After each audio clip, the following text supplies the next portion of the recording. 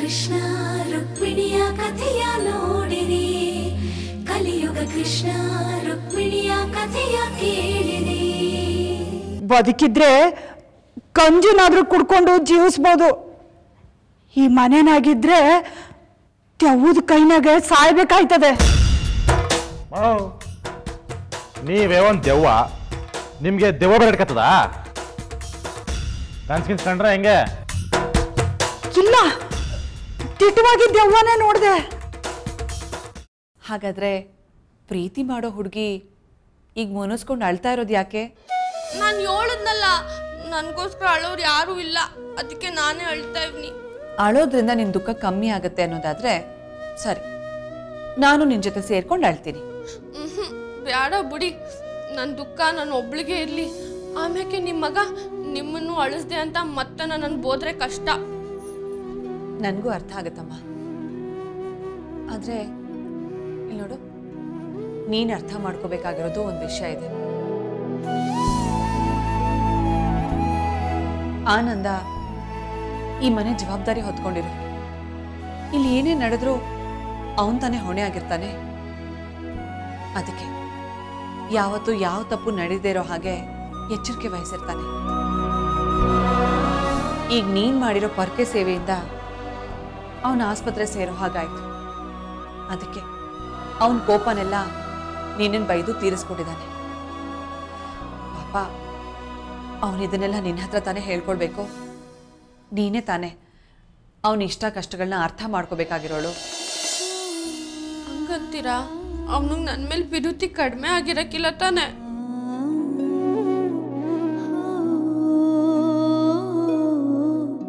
ಇಲ್ಲ ಮಗೌರಿ, ಅವನ ಪ್ರೀತಿ ಕಮ್ಮಿ ಆಗಿಲ್ಲ, ಮುಂದೇನೂ ಆಗೋದಿಲ್ಲ. ಬೇಕಾದ್ರೆ ಅವನಿಗೆ ನೀನು ಊಟ ತಗೊಂಡೋಗಿ ಕೊಟ್ಟು ನೋಡು, ಇಷ್ಟೊತ್ತಿಗೆಲ್ಲ ಅವನ ಕೋಪ ಎಷ್ಟು ಕಮ್ಮಿ ಆಗಿರುತ್ತೆ ಅಂತ. ಏ ಬ್ಯಾಡಪ್ಪ, ಅವನಿಗೆ ನನ್ನನ್ನು ನೋಡ್ದಾಗೆಲ್ಲ ಕೋಪ ಬರ್ತದೆ. ಕೋಪ ಬಂದರೆ ಅವನಿಗೆ ನೋವು ಆಯ್ತದೆ. ಬೇಡ ಪಾಪ, ಅವನಿಗೆ ತಿರ್ಗಾ ನನ್ನಿಂದ ನೋವು ಆಗೋದು ಬೇಡ. ನೀವೇ ಊಟ ತಗೊಂಡೋಗಿ, ನೀವು ಹೋಗಿ ಅವನಿಗೆ ಕೋಪ ಕಡಿಮೆ ಆಗದ ಇಲ್ವಾ ಅಂತ ನೋಡ್ಕೊಂಬನ್ನಿ. ಕೋಪ ಕಡಿಮೆ ಆಗದೆ ಅಂತ ಗೊತ್ತಾದರೆ ನಾನು ಒಯ್ತೀನಿ. ಸರಿ, ಈಗ ಅಳೋದನ್ನ ನಿಲ್ಲಿಸಿ ನನ್ನ ಜೊತೆ ಅಡುಗೆ ಮಾಡೋದಕ್ಕೆ ಕೈ ಜೋಡಿಸು ಬಾ. ಅತ್ತೆ ಬೇಡ, ನೀವಿವತ್ತು ಹೊಸಿ ಆರಾಮ್ ತಗೊಳ್ಳಿ. ಆನಂದಗೋಸ್ಕರ ನಾನೇ ಅಡುಗೆ ಮಾಡ್ತೀನಿ. ಊಟ ಮಾಡಿದ್ಮ್ಯಾಕೆ ಅವನಿಗೆ ನಾನೇ ಅಡುಗೆ ಮಾಡಿದೆ ಅಂತ ಹೇಳಿ, ಅವಾಗಾದರೂ ಅವನಿಗೆ ನನ್ನ ಮ್ಯಾಕಿರೋ ಕೋಪ ಕಡಿಮೆ ಆಯ್ತದೋ ಏನೋ.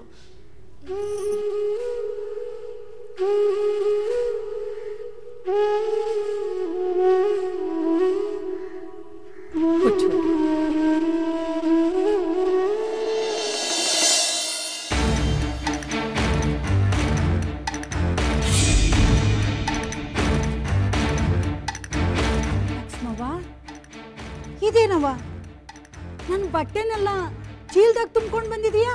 ಹ್ಞೂ, ನೀ ಇಲ್ಲ ಇದ್ರೆ ನಂಗೂ ಒಳದಾಗಕ್ಕಿಲ್ಲ, ನಿಂಗೂ ಒಳದಾಗಕ್ಕಿಲ್ಲ. ಬೀರ್ನ ಇಲ್ಲಿಂದ ಹೊಂಟೋಗು. ನಾನು ಹೊಂಟೋಗ್ಬೇಕಾ? ಅಲ್ಲವ್ವ, ನೀನ್ ಹೆರಿಗೆ ಆಗ ಗಂಟ ಇಲ್ಲೇ ಇದ್ದು ನಿನ್ ಸೇವೆ ಮಾಡಕ್ಕಲ್ವಾ ನಾನು ಬಂದಿದ್ದು? ಹ್ಞೂ, ಏನು ಬೇಕಾಗಿಲ್ಲ. ಏನೋ ಹೋಗ್ಲಿ ಪಾಪ ಅಂತ ಒಡವೆ ಕದ್ದು ವಿಚಾರದಾಗೆ ಮಾಪಿ ಕೊಡಿಸಿ ಮಾವನ ಕೈಯಿಂದ ಜೀವ ಉಳಿಸ್ಕೊಟ್ರೆ ನೀನು ರುಕ್ಮಿಣಿಗೆ ತೊಂದರೆ ಕೊಡಕ್ಕೆ ನೋಡ್ತೀಯಲ್ಲ, ನಾಚಿಕೆ ಆಗಕ್ಕಿಲ್ವಾ ನಿನ್ಗೆ? ಏನವ ಲಕ್ಷ್ಮವ್ವ, ತಲೆ ಬುಡಕ್ಕೆ ಮಾತಾಡ್ತೀಯಾ? ನಾನೇನ್ ಮಾಡ್ದೆ ಅವಳಿಗೆ?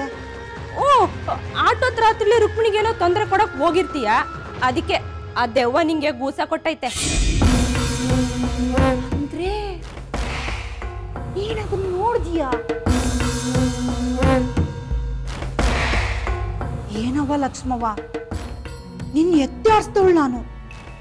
ಆ ದೆವ್ವ ಹೊಡಿವಾಗ ಓಡ್ ಬಂದು ಕಾಪಾಡೋದ್ ಬಿಟ್ಟು ಈಗ ಬಂದು ಕತೆ ಹೇಳ್ತಿದೀಯಾ?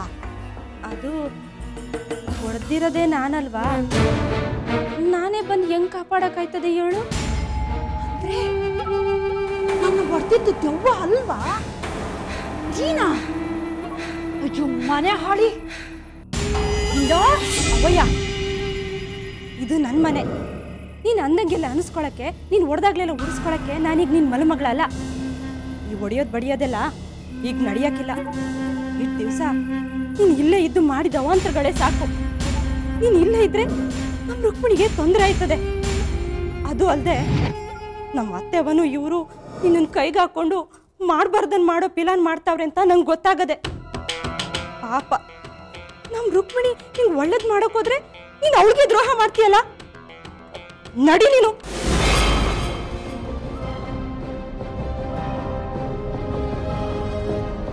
ನೀನ್ ಇಲ್ಲಿ ಇರ್ತೀನಿ ಅಂತ ಹೇಳಿದ್ದು ನಂಗೋಸ್ಕರ ತಾನೆ. ಈಗ ನಾನೇ ಹೇಳ್ತಾ ಇವ್ನಿ ನೀನ್ ಇಲ್ಲಿ ಇರಂಗಿಲ್ಲ. ಆಟೆಯ ಬಿರ್ನೆ ಇಲ್ಲಿಂದ ಹೊಂಟೋಗೋ. ಓ ತಕ್ಕ ನಡಿ. ಲಕ್ಷ್ಮಿ, ಇದ್ದಕ್ಕಿದ್ದಂಗೆ ಏನಾಯ್ತವ ನಿನ್ಗೆ? ಅಲ್ಲ, ನಿಮ್ಮ ಅವನ್ನ ಯಾಕೆ ಮನೆಯಿಂದ ಆಚೆ ಕಳಿಸ್ತಿದ್ಯಾ ನೀನು? ನಿನ್ನನ್ನ ಇವಳು ಎರ್ದೇ ಇರ್ಬೋದು, ಆದ್ರೆ ಸಾನೆ ಪ್ರೀತಿಯಿಂದ ಬೆಳೆಸವಳೆ, ಅದನ್ನ ಮರಿಬೇಡ ನೀನು. ಓ, ಇವ್ರು ನನ್ನನ್ನ ಯಾವ ಲಕ್ಷಣದಾಗಿ ಸಾಕವ್ರೆ ಅಂತ ನನಗ್ ಮಾತ್ರ ಸಂದಾಗ ಗೊತ್ತದೆ. ಈಗ ಯಾಕೆ ಆ ಮಾತೆಲ್ಲ? ಇವ್ರು ಇಲ್ಲಿರ್ಬಾರ್ದು ಆಟೆಯ. ಹೋಯ್ತೀನಿ ಕಣವ್ವ, ಹೋಯ್ತೀನಿ. ಆದ್ರೆ ನೀನ್ ಹೆರಿಗೆ ಮಾಡಿಸಿ ಹೋಯ್ತೀನಿ. ಅಲ್ಲಿ ಗಂಟ ನನ್ಗಿಲ್ಲಿರಕ್ಕೆ ಅವಕಾಶ ಮಾಡಿಕೊಡು. ಓ, ಏನು ಬೇಕಾಗಿಲ್ಲ. ಅದಕ್ಕಿಂತ ನಮ್ಮ ಅತ್ತೆವ ಅವರೇ ನೋಡ್ಕೊಂತಾರೆ. ಎಲ್ಲದಕ್ಕಿಂತ ಹೆಚ್ಚಾಗಿ ನಮ್ಮ ರುಕ್ಮಿಣಿ ಅವಳು ಇರೋ ಗಂಟ ನಂಗೆ ಯಾವ ಭಯನೂ ಇರಕ್ಕಿಲ್ಲ. ಅಕ್ಕ, ಯಾಕೆ ತರ ನಿಷ್ಠುರವಾಗಿ ಮಾತಾಡ್ತಿದ್ದೀರಾ? ರುಕ್ಮಿಣಿ ನಿಷ್ಠುರವಾಗಿ ನಡ್ಕೊಳ್ಳೋಗಿ ಮಾಡಿದ್ದು ಇವರೇ ಕಣವ್ವ. ನಾನು ಸಾನೆ ಯೋಚನೆ ಮಾಡಿನೇ ಈ ನಿರ್ಧಾರಕ್ಕೆ ಬಂದೀವ್ನಿ. ಇವ್ರು ಇಲ್ಲೇ ಇದ್ರೆ ಒಂದಲ್ಲ ಒಂದು ತೊಂದರೆ ಬಂದೇ ಬರ್ತದೆ. ಅದರಿಂದ ಸುತ್ತಿ ಬಳಸಿ ನಿನಗೆ ಶಿಕ್ಷೆ ಆಗೋದು. ಅದನ್ನ ನೋಡ್ಕೊಂಡು ನನ್ನ ಕೈಲಿ ಇರಕ್ಕಾಗಕ್ಕಿಲ್ಲ ಕಣವ್ವ. ಜೀವನದಾಗ ಮೊದಲನೇ ಕಿತ ಧೈರ್ಯವಾಗಿ ಮಾತಾಡೋದಲ್ದೆ ಸರಿಯಾಗಿರೋ ನಿರ್ಧಾರನ ತಗೊಂಡಿದ್ದೀರಾ. ನೀವ್ ಹೇಳಿದ್ದು ಸರಿಯಾಗೈತೆ. ಈಗ ಬುಟ್ಟಿ ತುಂಬಾ ಹಣ್ಣುಗಳಿರ್ತಾವಂತೆ, ಅದ್ರ ಒಂದ್ ಹಣ್ಣು ಕೆಟ್ಟೋಗಿದ್ರು ಎಲ್ಲ ಹಣ್ಣು ಕೆಟ್ಟೋಗ್ತಾವಂತೆ. ಅದಕ್ಕೆ ಆ ಒಂದ್ ಹಣ್ಣ ಕಿತ್ತೆಷ್ಟು ಬಿಡವ, ಸುಮ್ಕೆ ಕಳ್ಸಿ. ಏ ಕಿಟ್ಟಪ್ಪ, ಇದಕ್ಕೂ ನಿನ್ಗೂ ಸಂಬಂಧ ಇಲ್ಲಕ್ಕಲ್ಲ. ಇವರು ನನ್ಗೆ ಅತ್ತೆ ಆಗ್ಬೇಕು, ಇವ್ರು ಈ ಮನೆಯಾಗ ಇರ್ಬೇಕು ಬೇಡ ಅಂತ ತೀರ್ಮಾನ ಮಾಡ್ಬೇಕಾಗಿರೋದು ನಾನು. ಏನು ಬೇಕಾಗಿಲ್ಲ. ಇವ್ರು ನಿಮ್ಗೆ ಅತ್ತೆ ಆಗಿದ್ದು ನನ್ನ ಕಾರಣದಿಂದಲೇ. ಇವ್ರು ಈ ಮನೆಗೆ ಬಂದಿದ್ದು ನನ್ಗೋಸ್ಕರನೇಯ. ನಾನ್ ಕೇಳ್ಕೊಂಡಿದ್ದಕ್ಕೆ ರುಕ್ಮಿಣಿ ಇವ್ರನ್ನ ಮನೆಯೊಳಗೆ ಸೇರಿಸ್ಕೊಂಡಿದ್ದು. ಈಗ ಇವ್ರನ್ನ ಕಳ್ಸೋ ತೀರ್ಮಾನನು ನಾನೇ ಮಾಡಿವ್ನಿ. ಕಿಟ್ಟಪ್ಪ, ತಡ ಮಾಡಬೇಡ. ಬೀರ್ನೆ ಕರ್ಕೊಂಡೋಗಿ ಬಸ್ ಗತ್ಸ್ಬಿಡು.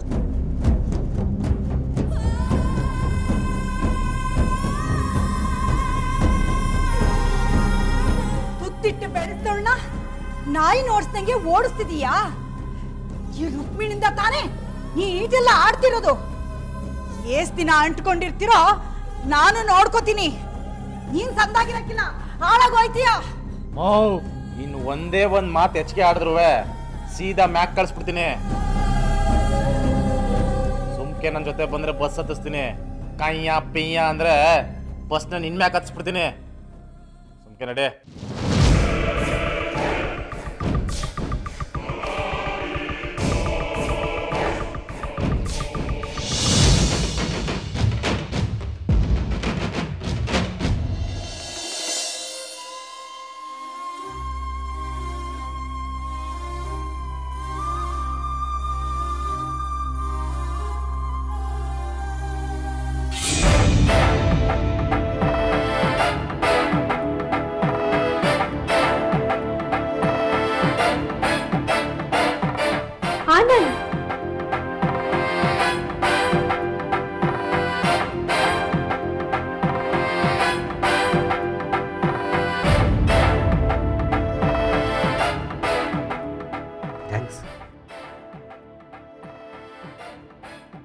ಪರವಾಗಿಲ್ಲ ಬಿಡಿ, ಯಾಕೆ ಸುಮ್ಮನೆ ಹೊರಗ್ನವ್ರ ಥರ ಥ್ಯಾಂಕ್ಸ್ ಹೇಳ್ತೀರಾ?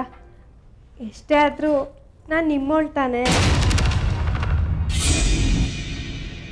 ಅಂದರೆ ಸಂಬಂಧಿಕರು ತಾನೆ ಅಂತ ಹೇಳೋಕೆ ಬಂದೆ. ಇದಕ್ಕಾದರೂ ನಿಮಗೆ ಥ್ಯಾಂಕ್ಸ್ ಹೇಳಲೇಬೇಕು. ವಿಷಯ ಕೇಳಿ ನಂಗೆ ತುಂಬ ಬೇಜಾರಾಯಿತು. ಪಾಪ ನಿಮ್ಗೀಗ ಆಗಬಾರ್ದಾಗಿತ್ತು. ಮುಂದೆ ಎದ್ದು ನಡೆಯೋಕ್ಕಾಗೋದಿಲ್ವೇನೋ. ಒಟ್ಟು ಎಷ್ಟು ಮೂಳೆ ಮುರಿದಿವೆ? ಛೇ, ಅಂಥದ್ದೇನೂ ಆಗಿಲ್ಲ. ಸ್ವಲ್ಪ ಏಟ್ ಬಿದ್ದಿದೆ. ಸ್ವಲ್ಪ ದಿನ ರೆಸ್ಟ್ ಹೊಡ್ರೆ ಎಲ್ಲ ಸರಿ ಹೋಗುತ್ತೆ ಅಂತ ಡಾಕ್ಟರ್ ಹೇಳಿದ್ದಾರೆ. ಮೊದಲೇ ದುಡಿದ್ರೆ ಮಾತ್ರ ಬದುಕು. ಇಂಥ ಪರಿಸ್ಥಿತಿನಲ್ಲಿ ಮನೇಲಿ ಕೂತ್ಕೊಳ್ಳೋ ಹಾಗಾಗೋಯ್ತಲ್ಲ. ಇಂಥ ಸ್ಥಿತಿನಲ್ಲಿ ನಿನ್ನ ಬಿಟ್ಟು ನಿನ್ನ ಹೆಂಡತಿ ಎಲ್ಲಿ ಹೋಗಿದ್ದಾಳೆ? ಅವಳಿಂದ ತಾನೇ ಇದೆಲ್ಲ ಆಗಿದ್ದು. ಅದಕ್ಕೆ ಇಲ್ಲಿರೋದು ಬೇಡ ಅಂತ ನಾನೇ ಬೈದು ಕಳಿಸಿದ್ದೀನಿ. ನೀನ್ ತಿನ್ನಿ.